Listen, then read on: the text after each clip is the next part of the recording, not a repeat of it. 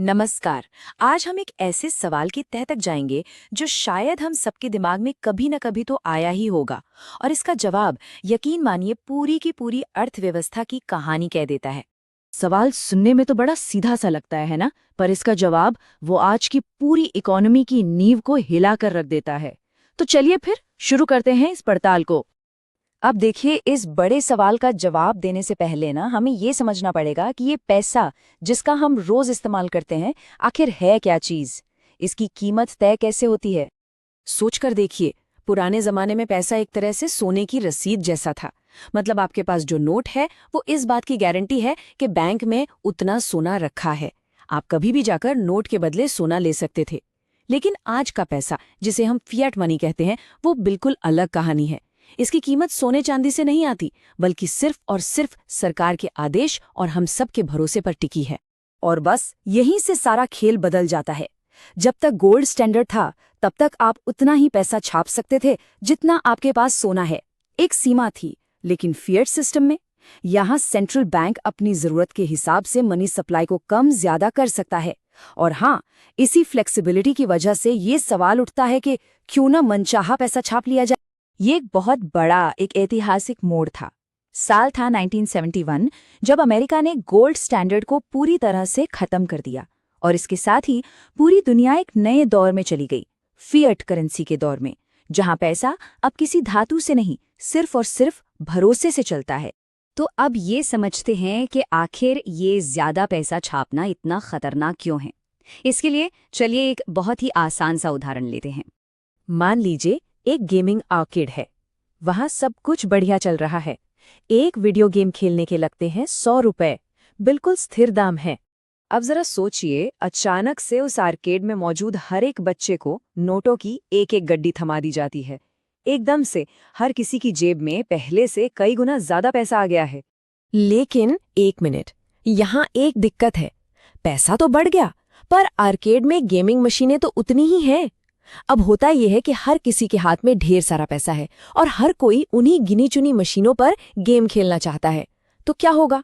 सीधी सी बात है, आर्केड का मालिक फौरन दाम बढ़ा देगा। जो गेम कल तक 100 रुपये का था, आज वो 300 का हो गया है। और दोस्तों, बस इसी को कहते हैं इन्फ्लेशन, मतलब मुद्रास्फीति।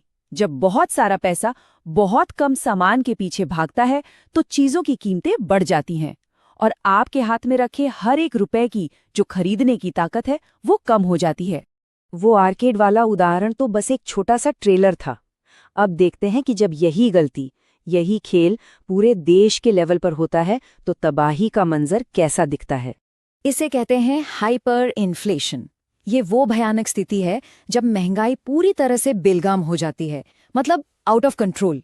सच कहूं तो ये किसी भी इकोनॉमी के लिए एक बुरे सपने जैसा है। ये नंबर देखिए, 23 करोड़ 10 लाख %। जी हाँ, 231 मिलियन %। ये कोई टाइपिंग मिस्टेक नहीं है। ये 2008 में जिम्बाब्वे की सालाना महंगाई दर थी। एक ऐसा आंकड़ा जब एक देश की पूरी करेंसी ही एक मजाक बनकर रह गई। पर यह सिर्फ एक नंबर नहीं है, इसके पीछे करोड़ों लोगों की बर्बाद जिंदगियों की कहानी छिपी है।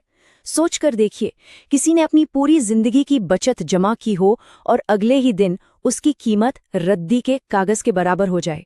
एक ब्रेड का पैकेट खरीदने के लिए बोरियों में नोट भरकर ले जाने पड़े।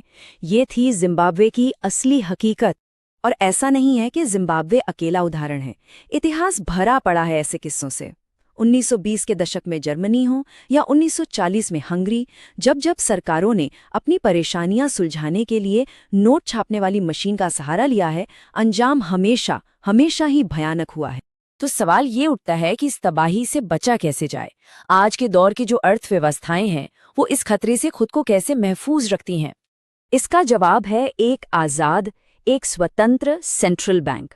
ज्यादातर देशों ने पैसे की सप्लाई का जो कंट्रोल है ना, वो रोज की राजनीति से दूर रखा है। ये जिम्मेदारी एक ऐसी संस्था को दी गई है जिसका सिर्फ एक ही काम है, इकोनॉमी में स्थिरता बनाए रखना। आप सेंट्रल बैंक को इकोनॉमी का एक पायलट समझ सकते हैं। उसका काम है इस जहाज को संभालना।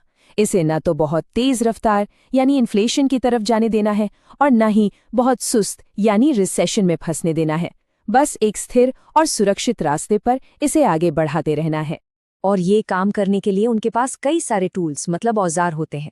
जैसे वो ब्याज दरें कम या ज़्यादा करके लोन को सस्ता या महंगा बना सकते हैं, या फिर वो सरकारी बॉन्ड खरीद या बेचकर सीधे सिस्टम में पैसे की सप्लाई को कंट्रोल कर सकते हैं। तो चलिए, अब तक हमने जो भी बातें की उन सबको एक साथ जोड़ते हैं और अपने उस पहले सवाल का आखिरी जवाब ढूंढते हैं। ये एक बहुत गहरी बात है, इसे ध्यान से समझिए। और पैसा छापने से दुनिया में ज्यादा कारें नहीं बन जाती, नहीं ज्यादा घर बन जाते हैं, और नहीं खेतों में ज्यादा अनाज उगता है। ये सिर्फ उन चीजों की कीमत बदल देता है जो पहले से मौजूद हैं, बस।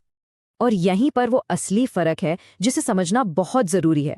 पैसा छापना और दौलत बनाना, ये दो बिल्कुल अलग अलग चीजें हैं। असली दौलत बनती है बेहतर टेक्नोलॉजी से, नई नई फैक्ट्रियों से, अच्छी सड़कों से, लोगों के स्किल्स से, नोट छापने की मशीन से नहीं।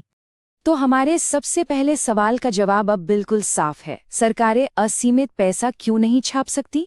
क्योंकि पैसा छापने से दौलत बनती नहीं है, बल्कि जो दौलत पहले से मौजूद है ये उसे भी कमजोर कर देता है, उसकी कीमत गिरा देता है। और आखिर में एक बात, पैसा है क्या? देखा जाए तो ये बस एक कहानी है, एक विश्वास है जिस पर हम सब सहमत हैं। लेकिन इतिहास हमें बार बार ये सिखाता है कि जब भी इस कहानी से लोगों का भरोसा उठता है तो सिर्फ नोट कागज के टुकड़े नहीं बनते, बल्कि पूरी की पूरी अर्थव्यवस्था ताश के पत्तों के घर की तरह ढह जाती है।